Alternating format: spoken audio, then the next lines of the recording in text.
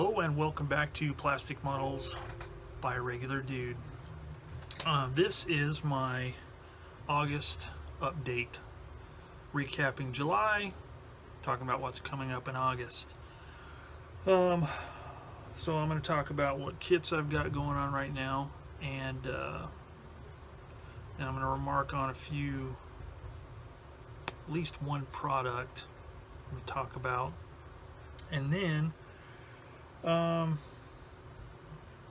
maybe talk a little bit about the direction that my model building is going. So anyway, let me change the camera angle so I can show you what's on the bench, and we'll get going. Alright, so what have I got on the bench? Well, too much, that's what, and I'll get to that later. The one kit that's ongoing, I've talked about a bit last few times, is the FW190. Here's what it looks like right now. It's all been masked. Everything is ready to go for primer.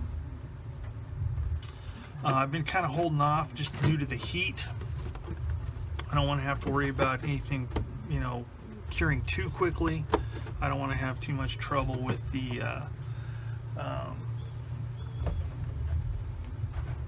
tip dry and stuff like that, because I am using a Vallejo product, acrylic, which is the gloss black, and it's good stuff, but it's acrylic, and when it's really hot, it can really cause problems, and it's been really humid lately.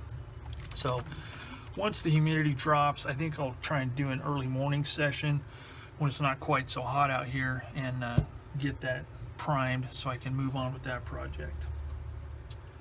In the meantime, I am still working on the Revell Messerschmitt 262A1A for my Plastic Models for Beginners series, and here is the current state it is in. I pretty much got the decals finished, and as you can see, they're nice and shiny, because I need to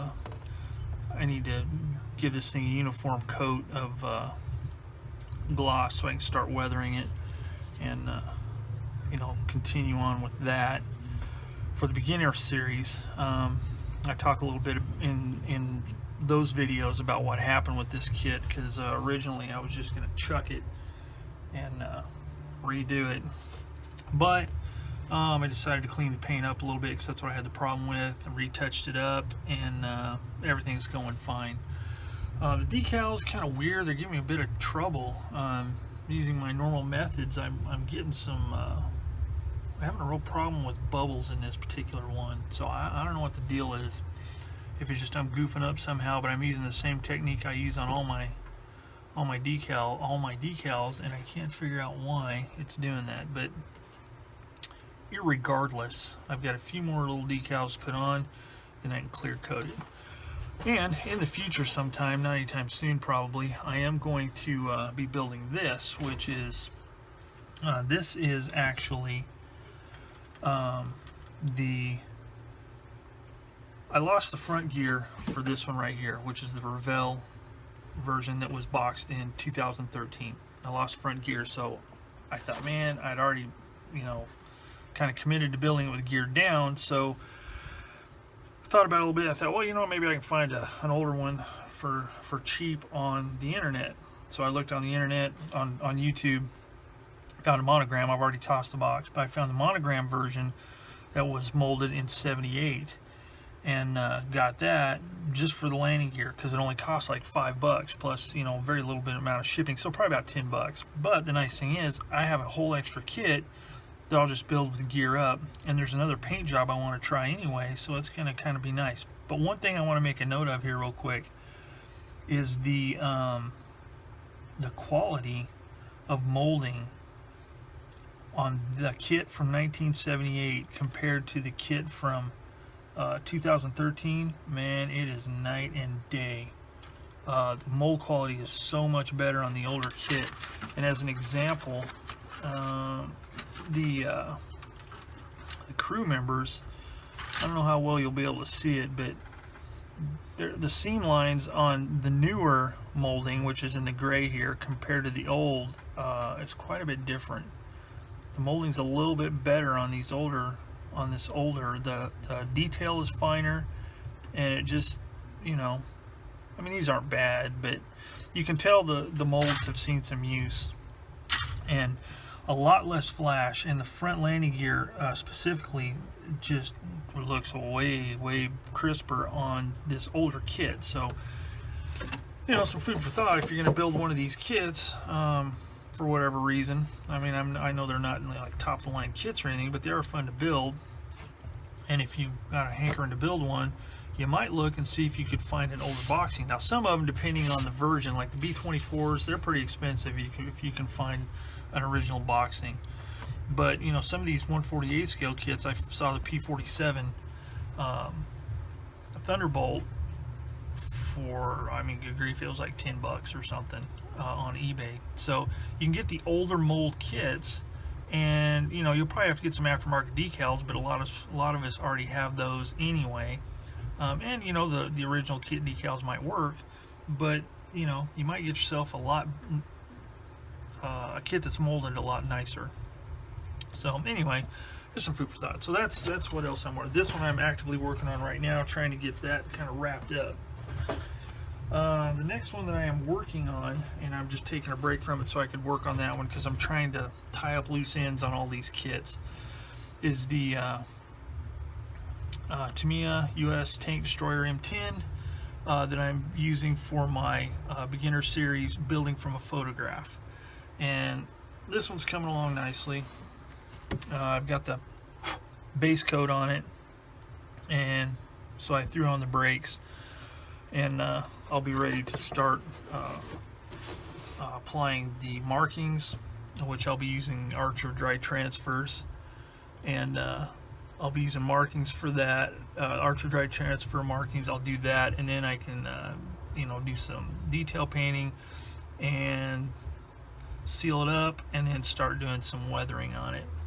I've got some of the exterior details built, like the rack for the back. I still have to build the hedgerow cutter for the front, and work on some of the scratch built extras, such as tarps and bed rolls and sandbags and stuff like that. So that's what's going on with the M10. It's coming along. I just got that one waiting on deck while I finish up the 262. Now, another one I'm working on here, this is for the Joe's T34 group build. And you know, I'm building the kit, and I'm having a good time with it, but man, this one has been fighting me every step of the way. So I am putting this one on the bench of rest right now till I kind of get re-interested in it. There's been some fit issues, and I know it's all basic modeling skills and that kind of thing, but this one, it's kind of disappointing in the fact that I built a Stug last year by Dragon, and I mean, that thing went together perfectly. Same with an M7 Priest. I mean, things fit together so nicely. This one here, there's been all kinds of way more misprints than in the instructions than on the other two kits I built by Dragon. And some of these parts, for lack of a better phrase, are just so stinking fiddly. It's unbelievable. There's all these little photo etch parts on the side, and you're supposed to be able to loop, you know, photo etch belts through there, and these things have already popped off a couple times, and it's really getting, see, another one just popped off. I mean, I can't get them to stick with CA glue for the life of me.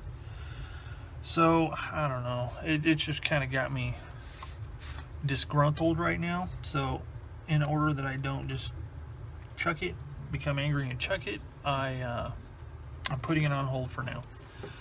Should still be able to finish it in plenty of time to complete the group build, but I'm not enjoying this one as much as I have the other Dragon kits. But I will plot on, and I will get it done, even if it means skipping some of this, you know, little stuff that I mean, it may not even end up looking like this. It's just got to that point where I really just want to get it done, get onto the paint part of it, because I want to try for the first time a winter camo scheme. So anyway, that one's on the sidelines for now, so I don't become ultimately totally frustrated with it and just toss it. So I'll park that one for a little while. So that's the status of that one. So there won't be any more videos on the T-34 for a while. And then once I can get the 2 aircraft and the M10 wrapped up, I may start this one after I get the M10 done, even if I don't have the 190 complete. Is this Stug 3 Georg Bosa, whatever it is. This one right here, I got this from Peter Persson, my friend from Sweden. He kindly sent this to me. I've mentioned it before on the other videos, but he sent this to me, and it's a cool kit. A lot of nice stuff about it, and I like the uniqueness of the subject matter, that it's for a specific person. That looks a little bit like Michael Keaton in that picture, now that I think about it. But anyway, I have got some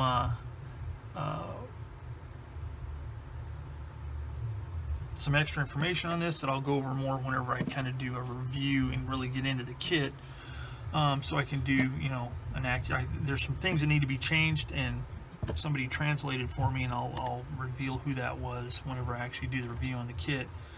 But got some help from him, so I really want to do a good job on this one. So Peter Persson, if you're watching, this one will be coming up in the not too distant future. Really looking forward to this one, because I really like Stugs, and I've never built a 3 before. I've built a few 4s, but no 3s. So this one's really going to be fun. So that will pretty much get me caught up on the model kits, which brings me to another topic for this month, and that is the fact that I just have this horrible tendency to get too many things going. And honestly, I've only started doing that since I've got more involved with the social aspect of model building via YouTube and forums and stuff like that. It's just, you know, group builds are killing me. I'll talk about those in a minute. So the one product I want to talk about this time, actually 2 products. Number one is I got this last month, which is the TRN Neo for Iwata trigger airbrush, and I have to say that so far, I've used it a couple of times, I really like this airbrush.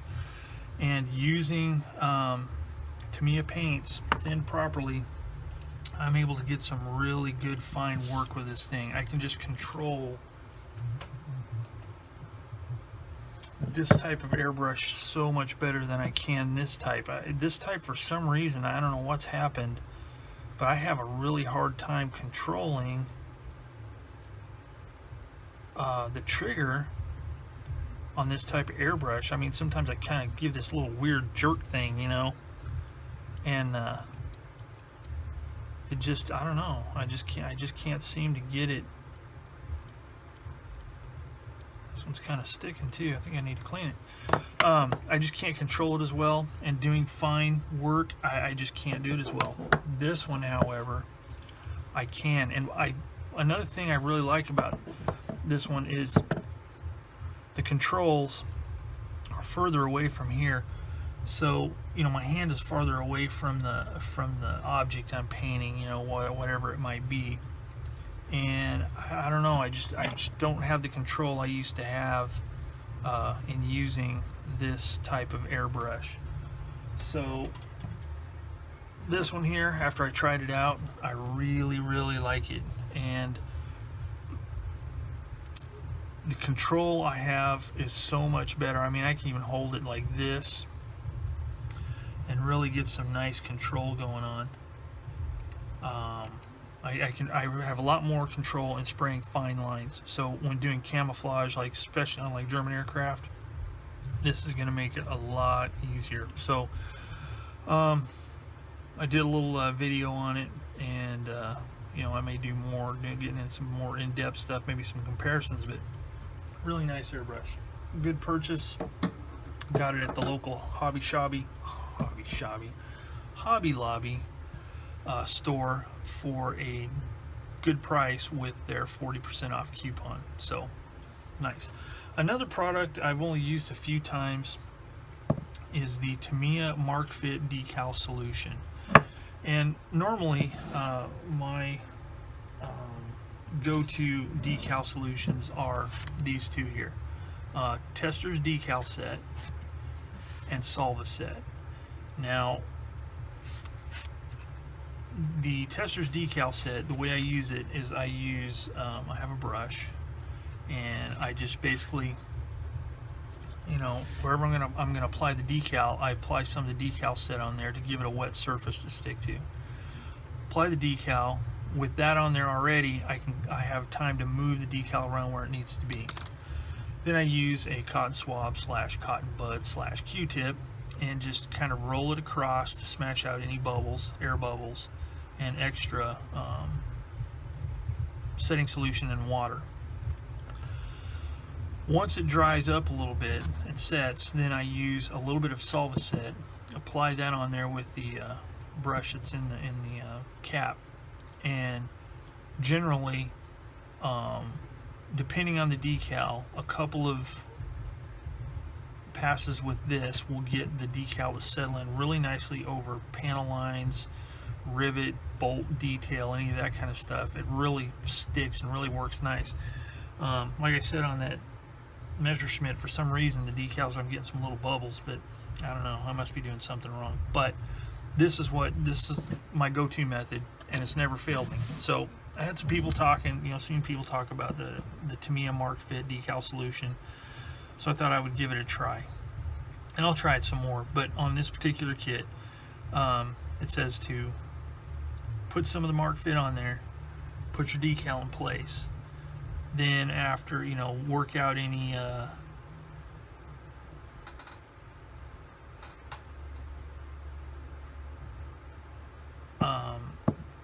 put your decal in place, smash out any bubbles or water or whatever, using a soft cloth or cotton swab. Then apply Mark Fit once again and do not touch until completely dry, and apparently that's supposed to get it to snuggle down. So I tried it both. I tried it on the underwing portion with the Balkenkreuz, and on the Solva set side, after one application it settled in really nicely. After the second, it was done, ready to go. With the Mark Fit, I applied it 3 times, and it settled in on part of it, but part of it just kind of, you know, on the rivets, instead of, you know, fitting to the rivets, it did this way, but it was kind of more like a ridge instead of, you know, settling down over each rivet. So, you know, wasn't too impressed. So I used my Solva set, put that on there, and after one application, sucked it right down. But it could be the decals, because like I said, those were giving me some problems. So I'm going to try it on different brands of decals and just kind of see how it works. And maybe someday I'll do a video that, you know, nobody will probably want to watch, because, you know, good Lord, how many decal setting solutions do you need? But, you know, just to try and compare it and see how it works. So that is the product I'm talking about. Now, as far as getting back to the group build thing, and having too many kits going, my problem is I see these group builds, and they just look really interesting, and I want to just be involved in all of them. So let me change my camera angle here, and I'll talk a little bit more about it.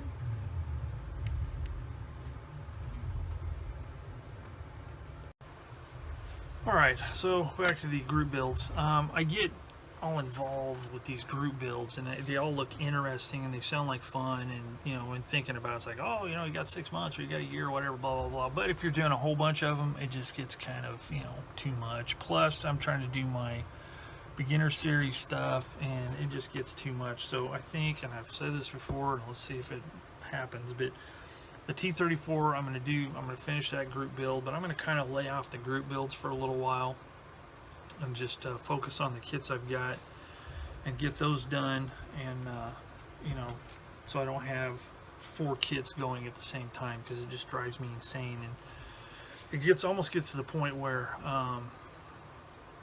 in getting involved in these group builds, and I have a deadline, and I've accomplished all of them that I've joined so far and had good results, but it almost gets to the point where, in addition to doing the other stuff, I start feeling kind of like a crunch coming on, like I'm running out of time, and it's like I really want to do this other thing, but I've kind of got to get this done. It's, and it's not really any kind of solid commitment thing. It's not like anybody's going to come and, beat me up for not finishing the group build, but, I still just, if I say I'm going to do it, I'm going to see it through, even if it starts driving me nuts. And it's just kind of, especially when things aren't going well, like with the T-34, it just saps the life out of me. Instead of becoming totally frustrated and just like walking away from the bench completely, okay, I'm done with this kit right now. I'm not going to do it anymore.